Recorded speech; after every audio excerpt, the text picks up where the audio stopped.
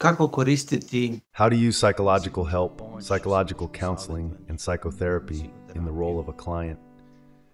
How to talk during a session to get the most benefit and make the best use of the time you have. This is something that doesn't come naturally and needs to be learned. The client learns that this is a special relationship, that no other relationship is like it, but that this relationship has great advantages. If it's not like that, then something is wrong. If you are bored talking about yourself and your life, something is wrong. If you think you are wasting time talking about yourself, in that way, again, something is wrong. It's not right. If you talk in a way that makes you feel better, more relieved, that you enjoy, you feel a sense of well-being, a pleasant and quiet excitement. If you learn that, then you will also be able to delve into the feelings that appear during that conversation. Because feelings occasionally appear during the conversation. These are touching feelings, feelings of sadness, nostalgia, melancholy, pain, misery. When you encounter these feelings while talking about yourself, it's important to express them, to show them.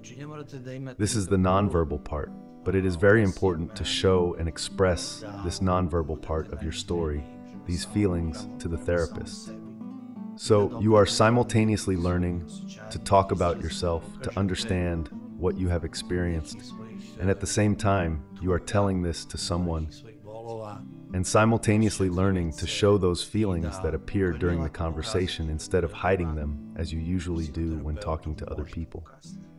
So in a way, psychotherapy and psychological counseling are inverse processes of what usually happens to us in life, which is that as time goes on, we increasingly and better learn how to suppress what we feel and how to ensure the interlocutor doesn't notice that something has been stirred in us, some emotion, some sadness, some pain.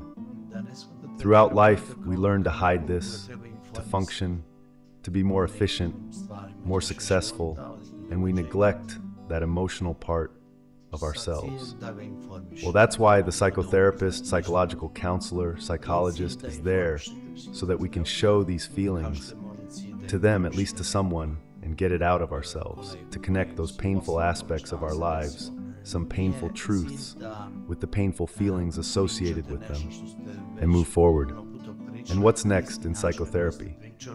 As I see it, what's next is to recognize the emotional needs that lie behind that pain, behind those feelings.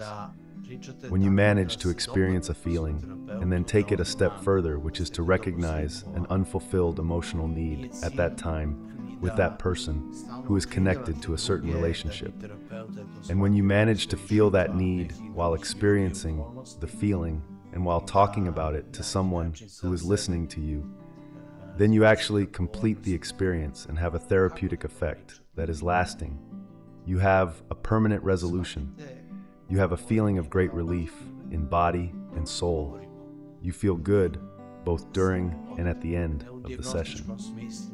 Unfortunately, not everything that was stirred during a session can be resolved at the end of every session, but it's good to make a small circle and round something off at the end of the session. I say, even if it's not always possible, it's possible in the next session. We continue to work, and in the next session, the client has the opportunity to continue the story and make a new circle and round something off again, so as not to leave the therapeutic session with that unresolved feeling. And that is the process that lasts week after week, month after month. A process in which the therapist helps you first recognize, articulate, express what you feel, what you felt, thought, what you missed, what was somehow hidden away, put aside. You are now becoming aware of it. You become aware of and express the feelings related to what was happening to you, and finally recognize the unfulfilled emotional needs that were always there, unrecognized, unconscious, behind those experiences of pain and sadness that you carried within you. That, in my opinion, is the goal of true good psychotherapy. That is the goal of the emotional approach in psychotherapy. Because you don't have to listen to the psychotherapist talk about their troubles, problems in life. You don't have to please the psychotherapist. You don't have to worry about what impression they will have of you. You don't have to pretend, act, or maintain a facade that you usually present to employers or other people in your life and environment. This means you don't have to play any role other than being most honest with yourself and reaching some of your feelings, expressing them, showing them, some of your sorrows, some of your pains, and feelings of guilt, shame, which are not easy to show to other people, but you can show them to a psychotherapist. This is a great advantage of this relationship, and it opens up unforeseen possibilities for expression. But to make use of it, you need to talk to the therapist in a specific way. And what is that way?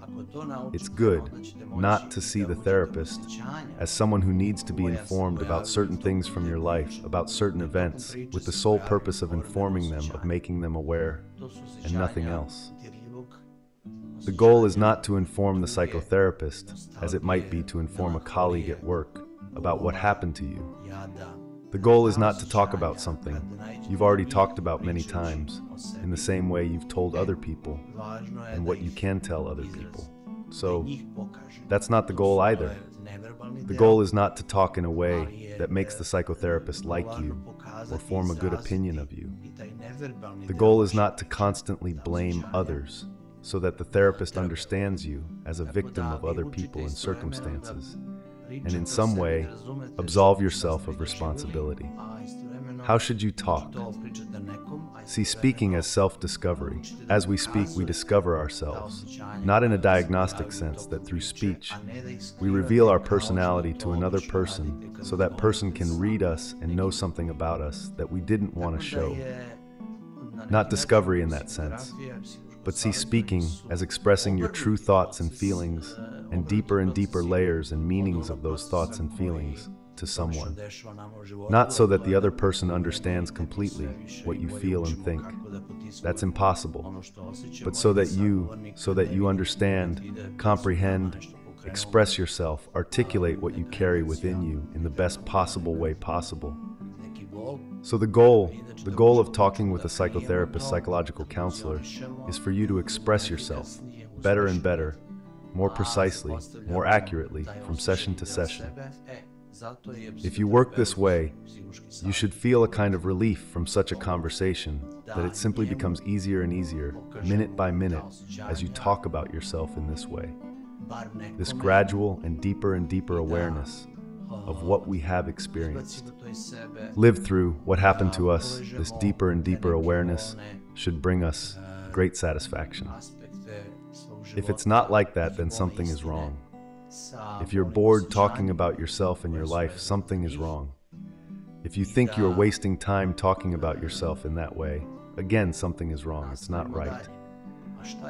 If you talk in a way that makes you feel better, more relieved, that you enjoy, you feel a sense of well-being, a pleasant and quiet excitement. If you learn that, then you will also be able to delve into the feelings that appear during that conversation. Because feelings occasionally appear during the conversation. These are touching feelings, feelings of sadness, nostalgia, melancholy, pain, misery. When you encounter these feelings while talking about yourself, it's important to express them, to show them. This is the nonverbal part, but it is very important to show and express this nonverbal part of your story, these feelings, to the therapist. So you are simultaneously learning to talk about yourself, to understand what you have experienced, and at the same time, you are telling this to someone, and simultaneously learning to show those feelings that appear during the conversation, instead of hiding them as you usually do when talking to other people. So in a way, psychotherapy and psychological counseling are inverse processes of what usually happens to us in life, which is that as time goes on, we increasingly and better learn how to suppress what we feel and how to ensure the interlocutor doesn't notice that something has been stirred in us, some emotion, some sadness, some pain. Throughout life, we learn to hide this, to function, to be more efficient, more successful, and we neglect that emotional part of ourselves. Well, that's why the psychotherapist, psychological counselor, psychologist is there, so that we can show these feelings to them, at least to someone, and get it out of ourselves, to connect those painful aspects of our lives, some painful truths, with the painful feelings associated with them, and move forward. And what's next in psychotherapy? As I see it, what's next is to recognize the emotional needs that lie behind that pain, behind those feelings. When you manage to experience a feeling and then take it a step further, which is to recognize an unfulfilled emotional need at that time with that person who is connected to a certain relationship. And when you manage to feel that need while experiencing the feeling and while talking about it to someone who is listening to you, then you actually complete the experience and have a therapeutic effect that is lasting. You have a permanent resolution. You have a feeling of great relief in body and soul. You feel good both during and at the end of the session.